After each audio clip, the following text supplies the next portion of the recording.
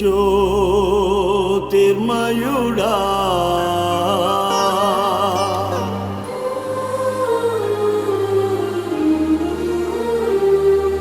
నా ప్రాణప్రియుడా స్తుతి మహిమలు నీకే స్తుతి మహిమలు నీకే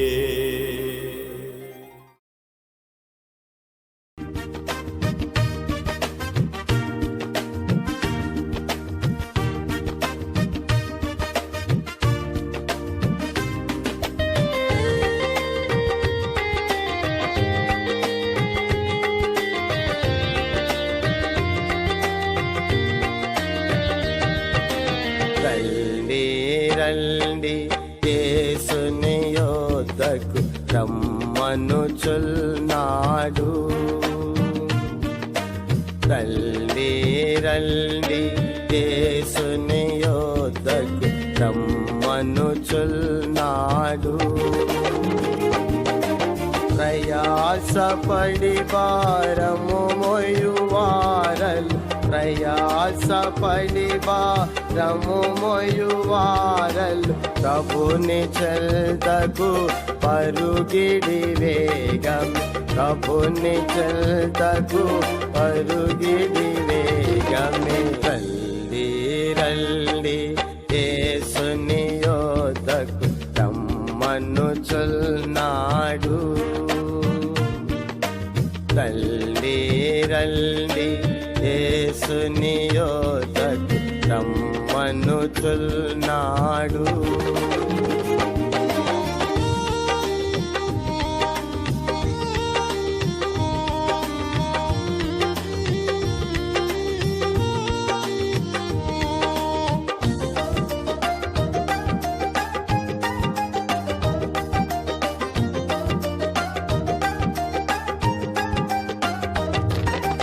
యేసుని పిలుపు వినియునింకా యోచింపారేలా యేసుని పిలుపు వినియునింకా యోచింపారేలా.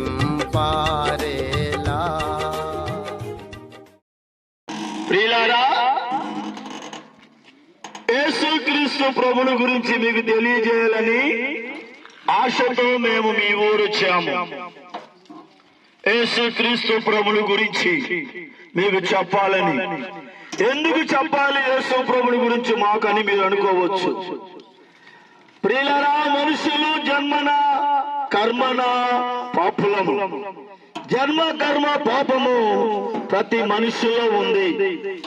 పాపము లేని మనిషి అంటే ఈ భూమి మీద ఎవరు లేరు.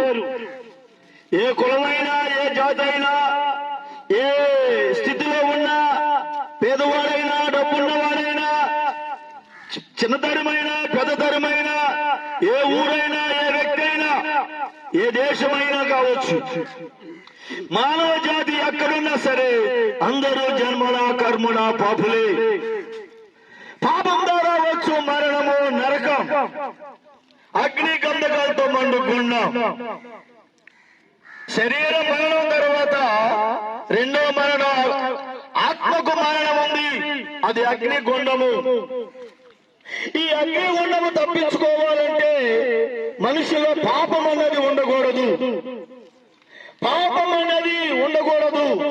పాపం అన్నది మనిషిలో ఉంటే ఆ మనిషి చనిపోయిన తర్వాత ఖచ్చితంగా ఆత్మ నరకంలో అగ్నిగుండంలో పడుతుంది.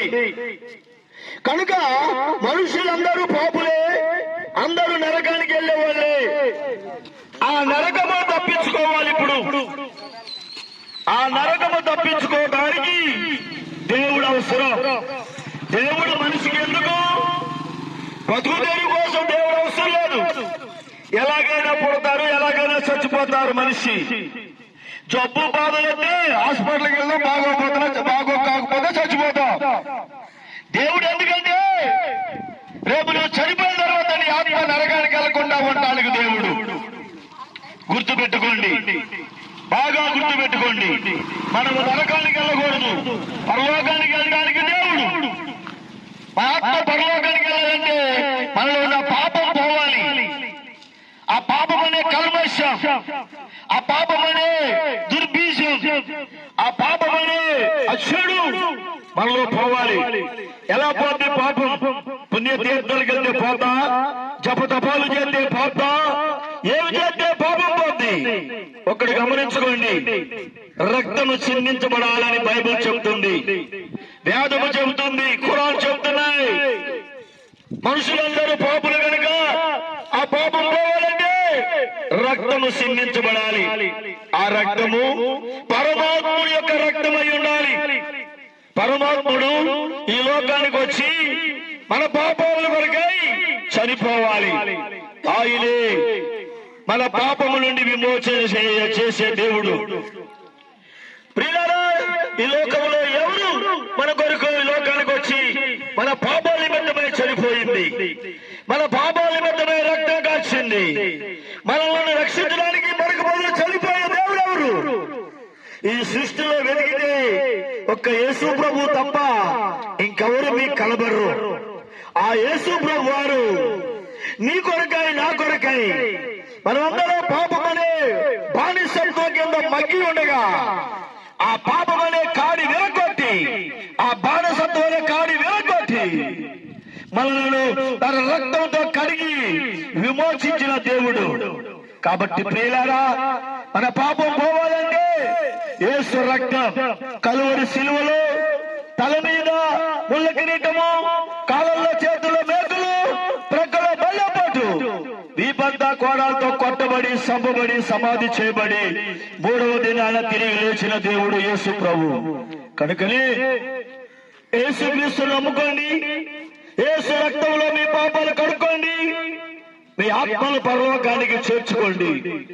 ఒకవేళ యేసు నమ్మవయ్యామేమంటే మీ ఇష్టం. గుర్తుంచుకోండి, గమనించండి, గ్రహించండి, ఆలోచించండి, అర్థం చేసుకోండి. మీకోసమే ఈ రోజు మీ ఊరు వచ్చి మాట చెప్తున్నా. నా ప్రియ సహోదరి సహోదరులారా, గ్రామస్తులారా, యేసు ప్రభువును నమ్ముకొని ఆయన సిలువలో కాచి రక్తము చేత మీ పాపాలు కడుక్కొని పరిశుద్ధులై పరలోకం చేరండి. దేవుడు మిమ్మల్ని దీవించును గాక. ఆమేన్. బలో క్రీస్తు మహారాజుకే, బలో క్రీస్తు మహారాజుకే, బలో క్రీస్తు మహారాజుకే.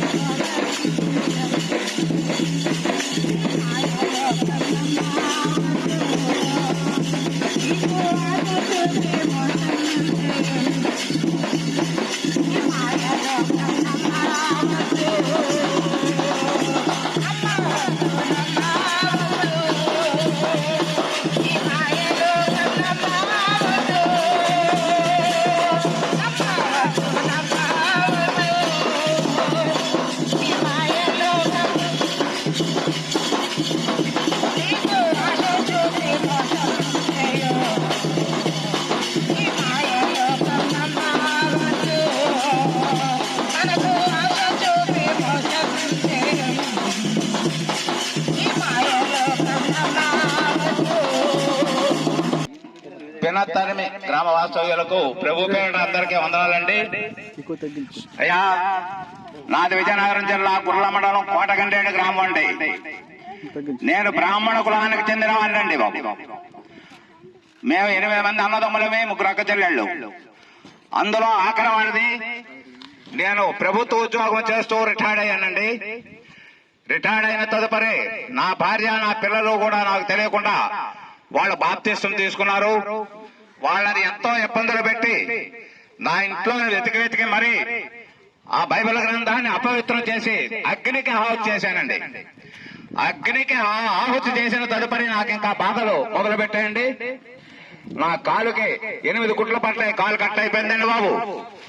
తదుపరి నాకు యాక్సిడెంట్ అయిందండి, శరీరం అంతా కాలిపోయింది. ఆ ప్రభు యొక్క ఆగ్రహం అండి ఇదంతా, ఎందుకంటే బైబిల్ని అపవిత్రం చేసినందుకు. ఆ తదుపరి నేను క్రిస్టమస్ రోజున నా మరదల గారు కూడా కాకినాడలో ఉన్నారు. ఆమె కూడా ఒక సేవకురాలేనండి. ఆమె దగ్గరికి వెళ్లి 2023 సంవత్సరం నవంబర్ నెల 7వ తారీఖున 25వ తారీఖున క్రిస్టమస్ రోజున నేను బాప్తిస్తం తీసుకున్నానండి. బాప్తిస్తం తీసుకుని ప్రభు సేవలో నిమగ్నం అవుతున్నాను. ప్రస్తుతం నా ఆరోగ్య పరిస్థితి కూడా ప్రభు దయ వల్ల బాగానే ఉందండి. మా ఇంట్లో నా 8 మంది అన్నదమ్ముల్లో ఎవరూ లేరు, కానీ నేను, నా భార్య, నా కుమారుడు, నా కుమార్తె, నా మనవడితో సహా మేము బాప్తిస్తం తీసుకొని ప్రభు సన్నిధిలో ప్రార్థన చేసుకుంటూ వారి రక్షణ పొందుతున్నామండి. మీరు రక్షణ పొందండి. రక్షణ పొంది ప్రభువును నమ్ముకొని శాంతంగా ఉండమని ఈ గ్రామ ప్రజలందరినీ ఉద్దేశించి చెప్తూ ప్రభు పేరిట మీ అందరికీ వందనాలు తెలియజేసుకుంటూ సెలవు తీసుకుంటానండి.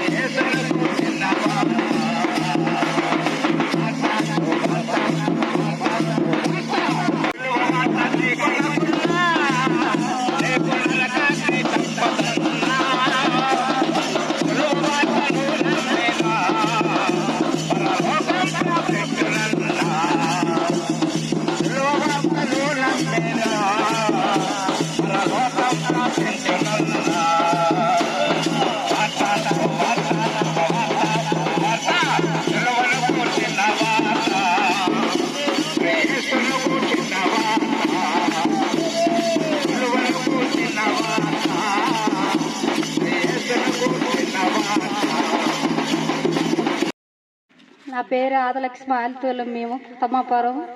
ఒకప్పుడు సమాధానం లేక ఎంతో ఇబ్బంది పడి ఉన్నోళ్ళవి దేవుని తెలుసుకొని సమాధానంగా ఉన్నాము, ఆరోగ్యం కలిగి ఉన్నాము.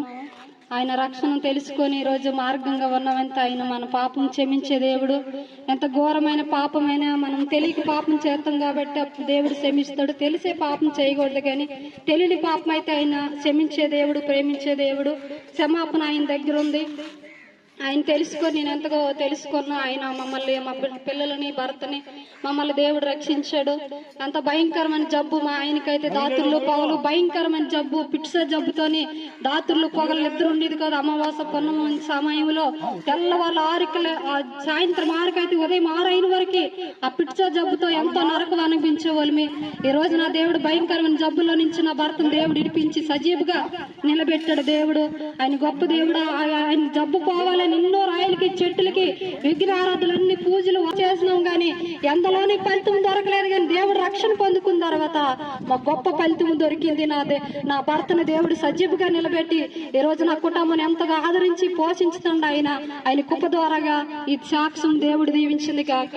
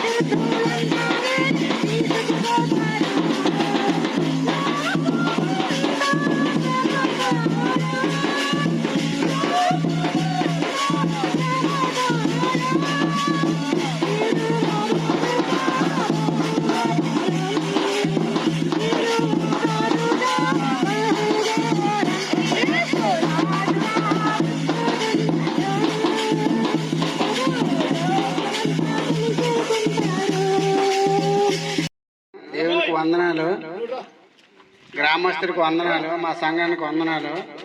నేను ఒకప్పుడు గవర్నమెంట్ ఎంప్లాయీగా పనిచేస్తూ బీసీ వెల్ఫేర్ డిపార్ట్మెంట్ గవర్నమెంట్ ఎంప్లాయీగా పనిచేస్తూ నేను రిటైర్ అయిపోయాను. నా సొంత ఊరు గుష్ని, ఎక్కడో కాదు, నిలమాటల మండలం గుష్ని మా సొంత ఊరు. నేను అలుగోళ్ళు పనిచేసిన హాస్టల్ వార్డెన్ చేస్తూ తర్వాత నెక్స్ట్ ఎన్నెన్నో గ్రామాలు తిరిగాను. నా సొంత ఊరు గుష్ని. ఇక్కడ ఉన్న వాళ్ళందరూ నా బాగారు, నా చుట్టాలు కాబట్టి మీరు అందరూ వినాలని, సాక్ష్యం వినాలని నేను చెప్తాను. మా ఇంటి పేరు బంకపిల్లలు. మేము చిన్నప్పటి నుంచి కూడా దేవుడు అంటే మా అమ్మకి మాకు దేవతలు ఉన్నారు. మా ఇంట్లో బాగా కొలుపు ఉండేది. చిన్నప్పటి నుంచి మా అమ్మ మా కుటుంబం అంతగా దేవతలు కొలిసేవారు, ఏవో పూజలు చేసేవారు. ప్రతి సంవత్సరం సెలవులకు మేము తిరుపతి అనక ఎక్కడికి వెళ్ళలేని రాజ్యం అంటే వేస్తారు. సెలవులు ప్రతి సెలవు, సంక్రాంతి సెలవులు కానీ దసరా సెలవులు కానీ అక్కడికైనా బస్సు వేసుకుంటూ మొత్తం కుటుంబంతో వెళ్ళిపోయేవారు. అలాంటి దేవుడి బిడ్డలమే సొంతగా మా అక్క కూతుర్ని చేసుకోండి, ఇంకెవరిని కాదు. అమ్మమ్మ బాటలో మనవరాలు కూడా నడుస్తూ తెల్లవారు 4 గంటలకు నిలుస్తూ దేవుడికి దండం పెట్టుకుని 5వ గంటల లోపల సూర్య నమస్కారం చెయ్యాలంట. అలా ఉండేది ఆ రోజుల్లో మా అమ్మ చేసే పనులు. అమ్మతో పాటు మనవరాలు కూడా తీసుకుని అదే పనులు చేసేది.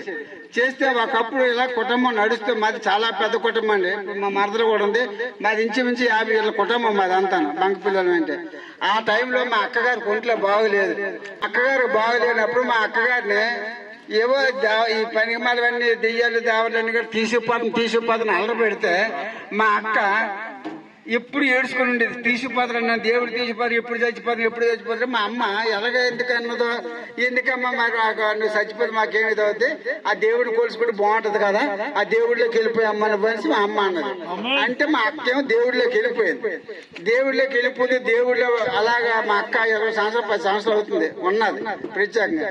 అలా ఉంటూ మేము ఉంటుండగా మేము ఉద్యోగం చేసుకుంటూ, నేను మా ఆవిడ కూడా అంగన్వాడీ టీచర్, ఆవిడ కూడా ఉద్యోగం చేస్తూ అలా ఉండేటప్పుడు నాకు భోగాపురం ట్రాన్స్ఫర్ అయ్యేసరికి ఈవిడ కొంట్లో బాగలేదు.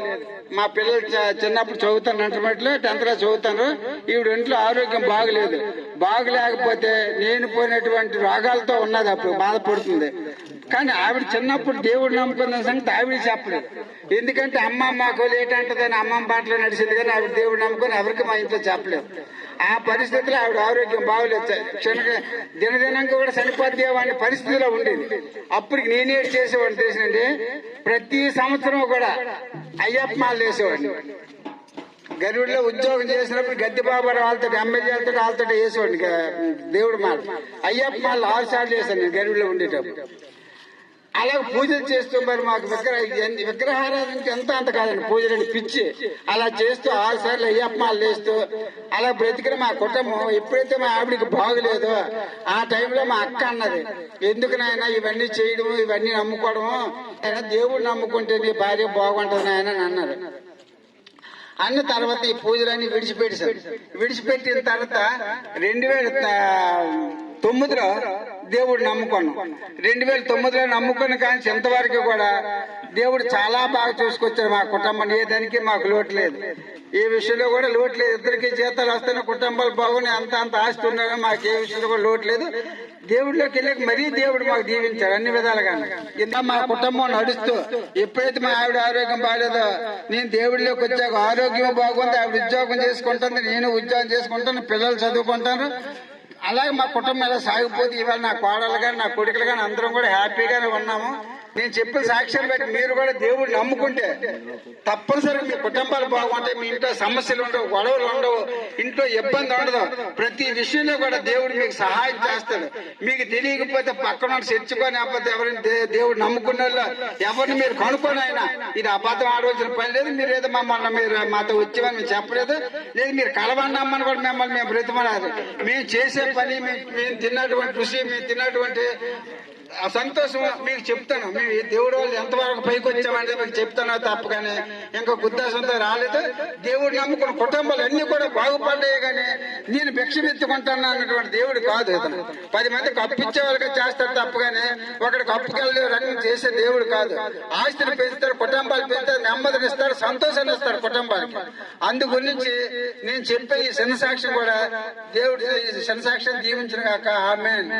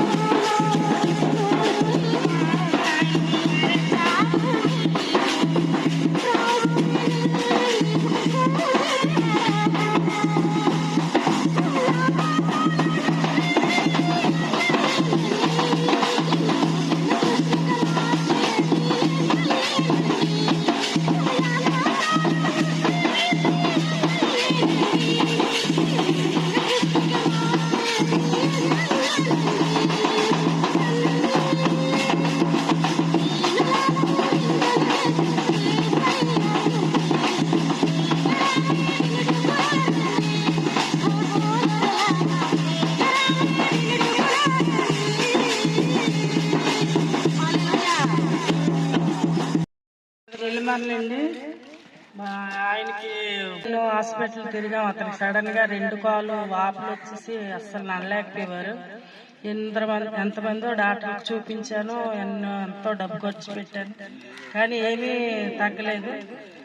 అతనే తేవాలి, మేము తినాలి, బతకాలి, అలాంటి అతనే పడుకుంటే మాకు ఎలాగనేసి చాలా బాధపడ్డాను.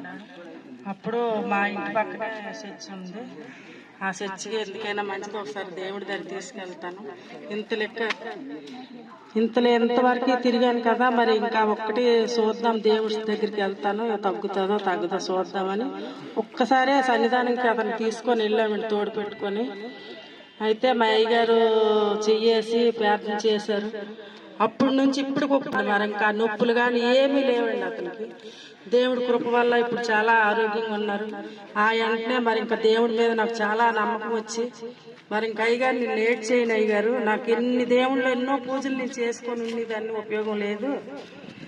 ఈ ఒక్క భయంతో ఈ దేవుడి సన్నిధానం ఒక్క రోజు నేను అడుగు పెట్టేటప్పటికి నాకు ఒక నిజమని తెలిసిపోయింది అయ్యగారు. మరి ఇంక నేను లేట్ చేయకుండా నాకు బాప్టిజం కూడా ఇచ్చేయండి అయ్యగారు అనేసి వెంటనే బాప్టిజం కూడా తీసుకోవడం జరిగింది. అలాగే దేవుడు నమ్ముకుంటే చాలా మనం బాగుంటాం. మన బాధలు కూడా దేవుడు తీస్తాడు, ఇబ్బందులు తీస్తాడు. ఏ ఒక్కటైనా కూడా మన తల్లిదండ్రికి కూడా చెప్పుకున్నా తీర్చలేని బాధలు మన యేసయ్య తీరుస్తాడు.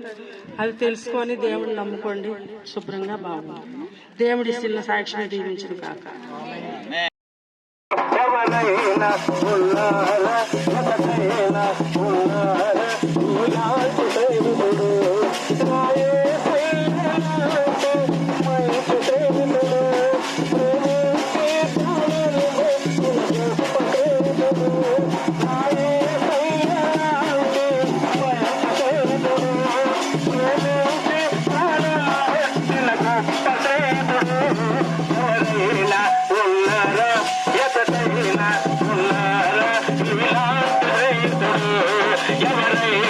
ఉన్నారా ఎసటైనా ఉన్నారా ఇలాంటి స్నేహితుడు ఏమీ లేకుండా లాభమేమి పొందకుండా ప్రేమ చూపువారు లేరు లోకమందున ఏమీ లేకుండా లాభమేమి పొందకుండా ప్రేమ చూపువారు లేరు లోకమందున నేను కోరుకోకుండా నా కోసము తనకు తాను చేసినాడు శిలువ యాగము నేను కోరుకోకుండా నా కోసము తనకు తాను చేసినాడు శిలువ యాగము ఎవరైనా ఉన్నారా ఎసటైనా ఉన్నారా ఇలాంటి స్నేహితుడు ఎవరైనా ఉన్నారా ఎసటైనా ఉన్నారా ఇలాంటి స్నేహితుడు.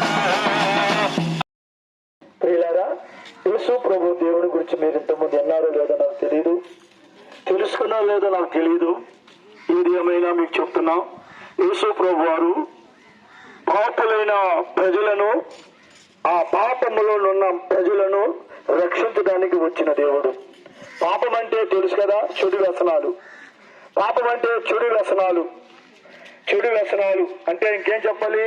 తాగుడు, వ్యభిచారము, దొంగతనము, సుత్తలు తాగటం, బీడీలు తాగటం, కళ్ళు తాగటం, ఇంకా అబద్ధాలు ఆడటం, నరహత్యలు చేయటం, మోసాలు చేయటం, మాయలు చేయటం, దొంగతనాలు చేయటం, దోపిడీలు చేయటం, తిట్టుబోతులు, త్రాగుబోతులు, ఇంకా మాంత్రికత్వం చేయటం, చాతబళ్ళు చేయటం, సిల్లంగి చేయటం, ఇవన్నీ బాణమతి ప్రయోగాలు చేయటం, ఇవన్నీ పాపాలు. సృష్టికర్త అయిన దేవుడికి రూపం లేదు. ఆయన ఎలా ఉంటాడంటే నువ్వు ఎలా ఉండవో నేను అలాగే ఉన్నానో ఆయన అలాగే ఉంటాడు. కాబట్టి ఆ దేవుడు పరిశుద్ధుడు.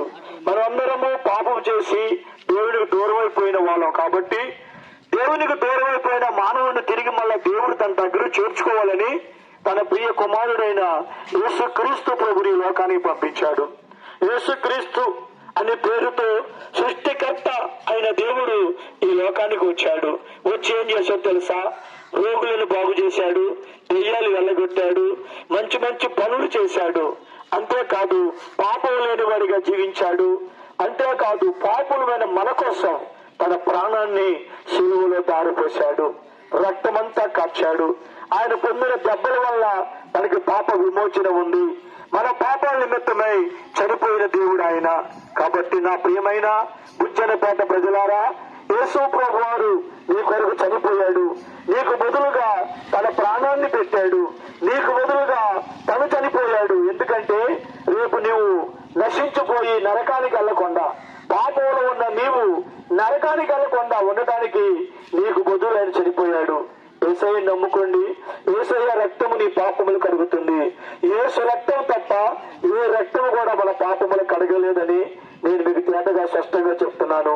నా ప్రియులారా, మేమందరము ఈరోజు కొంతమంది ఉద్యోగస్తులు ఆ కంపెనీలు సెలవు పెట్టి, ఉద్యోగాలు సెలవు పెట్టి ఈ రోజు మీ గ్రామం ఎందుకు వచ్చాం తెలుసా? మేమందరం కలిసి మిమ్మల్ని బతిమలాడుకోవడానికి వచ్చాం. అయ్యా యేసయ్య నమ్ముకోండి, నరకం తప్పించుకుంటారు. ఇప్పుడు ఆ నరకం గురించి మీకు అర్థం కాదు. అర్థమై రోజు మీరు ఏడుస్తారు. అప్పుడు ఏడ్చిన ఉపయోగం ఏమీ లేదు. శరీరం మట్టి అయిపోతుంది. ఆత్మ మట్టి కాదు, ధూళి కాదు, దుమ్ము కాదు. ఈ ఆత్మ బయటకు వచ్చి ఎక్కడికి వెళ్తుంది? దేవుడి దగ్గరికి వెళ్తుంది. దేవుడిచ్చిన ఆత్మ తిరిగి దేవుడి దగ్గరికి వెళ్తుంది. ఆ దేవుడు భూమి మీద నువ్వు చేసిన ప్రతి పని గురించి నిన్ను తీర్పు అడుగుతాడు, లెక్క అడుగుతాడు. అప్పుడు నువ్వు పాపిగా తేలిపోతే నిత్య నరకానికి వెళ్ళిపోతావు, అగ్ని గుండానికి వెళ్ళిపోతావు. అందుకే మీరు పాపులుగా ఉండకూడదు, పరిశుద్ధులుగా ఉండాలని, స్వర్గానికి చేరాలని, నరకం తప్పించుకోవాలని ఈ మాటలు చెప్పండి అని ఆ ప్రభువారు చెప్తే మేము వచ్చి చెప్తున్నాం. కాబట్టి మా డబ్బులు మేమే, మాకెవరు డబ్బులు లేదండి, ఎవరు కూడా మమ్మల్ని పంపలేదండి. మాకు మేముగానే మా ఖర్చులు మేము పెట్టుకుని ఊరూరు తిరుగుతూ మేము రక్షించబడ్డాం, మేము పరలోకం వెళ్తున్నాం, మా ప్రియులైన మీరు కూడా రక్షించబడి పరలోకం చేరాలని ఆశతో, ఆనందముతో మిమ్మల్ని మీ పాదాలు పట్టుకుంటూ బతిమలాడుతున్నాం. ప్రభువుని నమ్ముకోండి. మీ ఊర్లో గాని చుట్టుపక్కల గాని చర్చి ఉంటే వెళ్ళండి, దేవుని మాట మాటలు తెలుసుకోండి, నరకం తప్పించుకోండి, మోక్షం చేరండి. మిత్రులారా, ఒకవేళ మా మాటలు మీకు ఇష్టం లేకపోతే, మీరు దేవుణ్ణి నమ్ముకోకపోతే మాకేం ప్రమాదం లేదు, మాకేం ఇబ్బంది ఏమి లేదు, మేము ఇద్దరు రక్షించబడ్డాం, మీకే రేపు ప్రమాదం ఉంది. ఆ ప్రమాదం ఏంటంటే అగ్ని గంధకాలతో మండు కొండం. అది ఆగదు, అది ఆరదు, దాంట్లో పడ్డవాడు చావరు. కాబట్టి నరకం గుర్తుపెట్టుకోండి, జాగ్రత్త. ప్రభు నమ్ముకోండి, పరలోకం చేరండి. దేవుడు మిమ్మల్ని దీవించను గాక. పరిశుద్ధుడైన ఓ దేవా, నీకే వందనాలు. ఈ గుంజనపేటలో కూడా సువార్త ప్రకటించాం. ఈ ఊరిని కూడా మీరు దర్శించి దీవించి ఈ ఊరంతటినీ కాపాడు. ఊరు పెద్దలు, నాయకులు, ప్రజలందరినీ కాపాడు. యవనస్తులందరినీ కాపాడు. ఊరంతా కూడా నేను తెలుసుకోవాలి, నరకానికి వెళ్లకుండా మోక్షం చేరాలి. నీకే మహిమ కలగాలని యేసు నామములో ప్రార్థిస్తున్నాము తండ్రి, ఆమేన్. ముందు ఈవిడ గారి పేరు సంవత్సరం దేవుని నమ్ముకున్న తర్వాత మరియమ్మ అనే పేరు పెట్టారు. అయితే 2019లో మా తల్లి గారికి సడన్ గా భయంకరమైన వ్యాధి అండి, క్యాన్సర్. సడన్ గా ఏంటి అలా బ్లీడింగ్ అయిపోతుందని చెప్పేసి హాస్పిటల్ తీసుకెళ్లి టెస్ట్ చేయిస్తుంది, క్యాన్సర్ అని చెప్పారు. క్యాన్సర్ కనీసం సర్జరీకి కూడా అవకాశం లేదు, రేడియేషన్ పెట్టాలి, వైజాగ్ ఎన్ఆర్ఐ హాస్పిటల్ తీసుకెళ్ళిపోడని చెప్పారు. ఏం చెయ్యాలో కూడా నాకు అర్థం కాక ఫాస్ట్ గారి దగ్గర తీసుకెళ్ళాను, మా అయ్యగారు అమ్మగారి దగ్గర తీసుకెళ్లి ప్రార్థన చేయించేసి హాస్పిటల్ తీసుకెళ్ళామండి. తీసుకెళ్లి అసలు ఆపరేషన్ కూడా పడదు, కరెంట్ పెట్టాలి, ఈవిడికి బ్రతుకుతుందని కూడా గ్యారంటీ లేదు అనేసి డాక్టర్లు చెప్పినప్పుడు అప్పటికే నేను దేవుడిని నమ్ముకుని ఉన్నాను. తల్లి దేవుడిని అప్పుడు విశ్వసించలేదు. దేవుడు గొప్పవాడు, అమ్మ గొప్ప కార్యములు చేస్తాడు, దేవునికి అసాధ్యం కానిది ఏమీ లేదు రా అని చెప్పేసి నేను దేవుని సన్నిధికి తీసుకెళ్లి ప్రార్థన చేయించేసి అలాగే హాస్పిటల్ తీసుకెళ్లి ట్రీట్మెంట్ చేసి తీసుకొచ్చి బాప్తిసం తీయించామండి. క్యాన్సర్ జబ్బు వచ్చిన ఏ మనిషికైనా కరెంట్ పెట్టందే ఆ మనిషికి ట్రీట్మెంట్ ఉండదు. ఒకవేళ రేడియేషన్ కిమోథెరపీ చేసినా చనిపోతారు. కానీ ఈ తల్లి గారికి బ్రతకదని డాక్టర్లు చెప్పారు. కానీ ఒక చిన్న ఆపరేషన్ తో ఆ డాక్టరే చెప్పారు ఇంకా అసలు ఈవిడికి క్యాన్సర్ అనే వ్యాధి లేదండి, ఆపరేషన్ తోటి పూర్తయిపోయింది. బయోప్సీ రిపోర్ట్స్ అసలు ఇంకా ఆపరేషన్ అయినా సరే కరెంట్ పెట్టాలని వస్తుంది. కానీ దేవుడు చేసిన గొప్ప మిరేకల్ అమ్మ ఇది. ఈ తల్లి గారికి ఇంకా అసలు కరెంట్ పెట్టవసరం లేదు, ఇంకా క్యాన్సర్ అనే వ్యాధే లేదు అని చెప్పారు. ఈ రోజు ఈ తల్లి గారు ఇలా బ్రతికి ఇలా మీ గ్రామంలో నిల్చొని సాక్ష్యం చెప్తున్నారంటే అది కేవలం దేవుని కృపేనండి. దేవుని తెలుసుకోకపోతే ఈవిడ అప్పుడే చనిపోయేది, డాక్టర్లు ఇచ్చిన ట్రీట్మెంట్ కాదు. కానీ నా యేసు కృప వల్ల ఈ రోజు నా తల్లి బ్రతికింది. ఇలా గ్రామాల సువార్త తిరగడానికి దేవుడు గొప్ప అవకాశం ఇచ్చాడండి. ఈ రోజు నా తల్లిని బ్రతికించిన దేవుడు మిమ్మల్ని కూడా బ్రతికిస్తాడు. ఈ రోజు ధైర్యంగా మీ గ్రామానికి వచ్చి సాక్ష్యం చెప్తున్నామండి. నిజంగా ఈ రోజు తల్లి బ్రతికుందంటే అది నిజంగా దేవుని కృప వల్లే ఆ సాక్ష్యం మేము చెప్తున్నాము. దయచేసి మీరు అందరూ దేవుని నమ్ముకోవాలని కోరుకుంటూ ఈ సాక్ష్యం చెప్తున్నాము. చిన్న సాక్ష్యం దేవుడు దీవించిన గాక. యేసు ప్రభువుని గురించి మీకు తెలియజేయడానికి ఆశతో మేము వచ్చాం అక్కడికి. యేసు లోకాన్ని రక్షించడానికి వచ్చిన దేవుడు, పాపులను రక్షించడానికి వచ్చిన దేవుడు, పాపులను పరిశుద్ధులు చేయడానికి వచ్చిన దేవుడు, చెడిపోయిన మానవుని బాగు చేయడానికి వచ్చిన దేవుడు, పాడైపోయిన వ్యక్తులను రక్షించడానికి వచ్చిన దేవుడు, పిచ్చెక్కి మెంటల్గా ఉన్న వ్యక్తులను మార్చే దేవుడు, మనసు మార్చే దేవుడు, పాత మనసు తీసి కొత్త మనసు ఇచ్చే దేవుడు, అంతేకాదు నీ ఆత్మను రక్షించే దేవుడు. చాలా మంది మనుషులకి శరీరం ఉందని మాత్రమే తెలుసు, దానికోసమే తింటారు, తిరుగుతారు, దానికోసమే కష్టపడతారు, శరీరం కోసమే. లోకంలో బ్రతకాలి, దీవించాలని, శరీరాన్ని శుభ్రంగా చూసుకోవాలని, మంచి మంచి ఆహారం పెట్టాలని రొయ్యలు, పీతలు, చేపలు, మాంసములు, బిర్యానీలు, చికెన్లు శరీరం కోసమే. కానీ నీలో ఒక ఆత్మ ఉందని, ఆత్మ నీలో ఒకటి ఉందని నీకు తెలుసా? నేను అడుగుతున్నా, ఈరోజు ఏ మనిషికి అది తెలియదు. అసలు ఆత్మ ఉందో లేదో ఎవరు తెలియట్లా. ఇప్పుడు నేను ఆలోచిస్తేనే కదా నీలో ఆత్మ ఉంది. ఆత్మ ఉందని కారణం ఏంటంటే నువ్వు మంచి చెడ్డ తెలుసుకుంటున్నావు. అది బ్రతుకున్నావు, అది బ్రతుకున్నావు, మంచి చెడ్డలు తెలుసుకోవడానికి ఆత్మ ఉపయోగపడుతుంది. చాలా మంది మంచి చెడ్డ తెలుసు కానీ మంచి చెడు చేస్తున్నారు. తప్పులు తెలుసు కానీ తప్పే చేస్తున్నారు. పాపం అని తెలుసు కానీ పాపమే చేస్తున్నారు. కైనా తింటే పెదాలు పొక్కుతాయి అని తెలుసు, కైనా తింటారు. గుండెలు కరిగిపోతాయని తెలుసు, అయినా తింటారు. తాగుడు తాగితే ఊపిరితిత్తులు పోరైపోతాయని తెలుసు, అయినా తాగుతారు. విచ్చలవిడి పాపాలు, విచ్చలవిడి వ్యసనాలు, విచ్చలవిడి జీవితాలు, విచ్చలవిడిగా నటిస్తున్నారు మానవుడు. ఈ పాపాలన్నిటికీ తీర్పు లేదా? ఈ పాపాలన్నిటికీ శిక్ష లేదా? ఉంది ఒకరోజు దేవుడి దగ్గర. నువ్వు చేసిన ప్రతి పాపానికి తీర్పు ఒకరోజు ఉంది. కనుక మనము పాపులం కనుక అందరూ పాపులమే. అందుకనే దేవుడు సృష్టికర్త అయిన దేవుడు, ఈ సృష్టి కాదు సృష్టికర్త అయిన దేవుడు యేసుక్రీస్తుని లోకాన్ని పంపించి నీ పాపానికి బదులుగా ఆయన మరణించాడు. మనందరి దోషం ఆయన మీద పడింది. మన అతిక్రమ కీళ్ళు బట్టి ఆయన గాయపరచబడ్డాడు. మన దోషాలు బట్టి నలగొట్టబడ్డాడు. మన వ్యసనాలు బట్టి ఆయన పాడైపోయాడు. మనందరం గొర్రెల వల్ల తోలు తప్పిపోయాం. మనందరి శిక్ష ఆయన మీద పడింది. అందుకే సిలువలో అడ్డుకైకి నిలువుకైకి వేలాడి తల మీద ముళ్ళ కిరీటము, చేతుల్లో కాళ్ళలో మేకులు, రెక్కలో బల్లెపోటు, వీపంతా కోడా దెబ్బలతో కొట్టబడి చంపబడి సమాధి చేస్తే 3వ దినాన తిరిగి లేచిన దేవుడు యేసయ్య. అటువంటి దేవుడి లోకంలో ఎవరు లేరు. నేను ఛాలెంజ్ గా చేస్తున్నాను. ఉంటే చూపించండి. ఎవరూ చూపించలేరు. కనుక యేసయ్యే గొప్ప దేవుడు, నీ పాపములు క్షమించే దేవుడు, నీ శాపములను నిన్ను విడిపించే దేవుడు. ఆ దేవుణ్ణి నమ్ముకోండి, పరిశుద్ధులవుతారు. ఆ దేవుణ్ణి నమ్ముకోండి, పాప క్షమాపణ వచ్చింది. ఆ దేవుణ్ణి నమ్ముకోండి, చనిపోతా మీ ఆత్మ మోక్షాన్ని చేరుతుంది. లేదా నిత్య నరకముకి వెళ్తావు. అగ్ని గంధకార్తమంటే గుండములో పడి యాతన పడతావు. అగ్ని ఆరదు, పురుగు సావదు. యుగ యుగాలు ఆ అగ్ని గుండంలో బాధపడతావు. నా ప్రియ స్నేహితులారా, సోదరులారా, తల్లులారా, తండ్రులారా, ఉజ్జన్నపేటలో ఉన్న ప్రజలారా, యేసయ్యను నమ్ముకోండి, పరలోకానికి వెళ్తారు. యేసయ్యను నమ్ముకోండి, ఆనందంగా రక్షణ పొందుతారు. జాగ్రత్త, జాగ్రత్త, జాగ్రత్త. మీ నాశనానికి మీరే ఉత్తరవాదులు కావద్దు. ప్రభు మిమ్మల్ని ప్రేమిస్తున్నాడు. ఆయన ప్రేమను అందుకోండి, ఆయన ప్రేమను స్వీకరించండి, మోక్షాన్ని చేరండి. దేవుడు మిమ్మల్ని దీవించును గాక. ఈ గ్రామానికి నా తండ్రి, వారి సాక్ష్యాన్ని వినిపించడానికి నా తండ్రి, వారి జీవితంలో మీరు చేసిన మేలును ప్రభువా వివరించడానికి నా తండ్రి ఈ సమయం ఇచ్చినందుకు వందనాలు ప్రభువా. విన్న బిడ్డలందరినీ జ్ఞాపకం చేసుకోనండి తండ్రి. ఇది ఒక మతము కాదు నా ప్రభువా, మతాన్ని ప్రకటించడానికి మేము రాలేదు కానీ యేసు క్రీస్తు పరలోక రాజ్యానికి వెళ్ళడానికి ఒక మార్గం అని చెప్పడానికి వచ్చామయ్యా. దేవా నాయన, విన్న మాటలు వారి హృదయాల్లో ఫలింప చేయి తండ్రి. అయ్యా, వారు చెప్పిన సాక్ష్యము నా తండ్రి, వారి ప్రభు అన్వేషణ చేయడానికి సహాయం చేయి తండ్రి.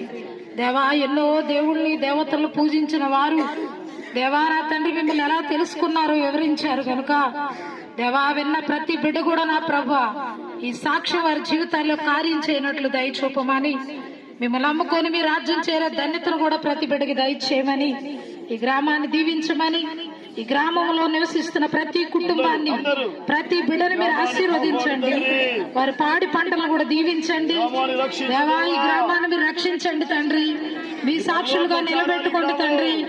దేవా, మేముండి నాయన పరలోక రాజ్యంలో ఈ గ్రామం కూడా ఉండులాగా సహాయం చేయమని, దేవా చెప్పిన సాక్ష్యం ఈ గ్రామంలో ఫలించడానికి సహాయం చేయమని చిన్న ప్రార్థన యేసునామమున అడుగుచున్నాను తండ్రి.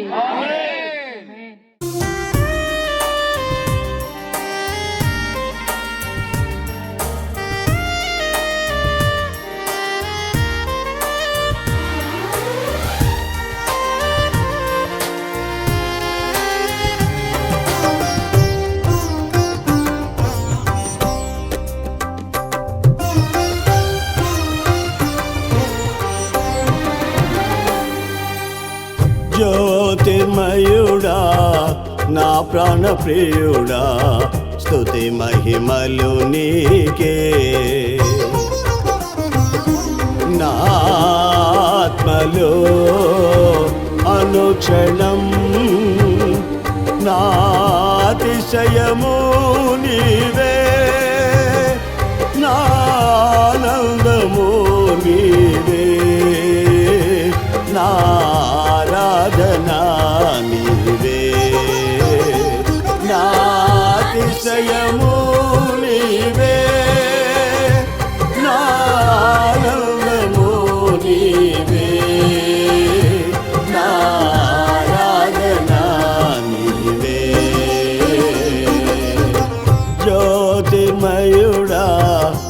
ప్రాణ ప్రియుడా స్తుతి మహిమలు నీకే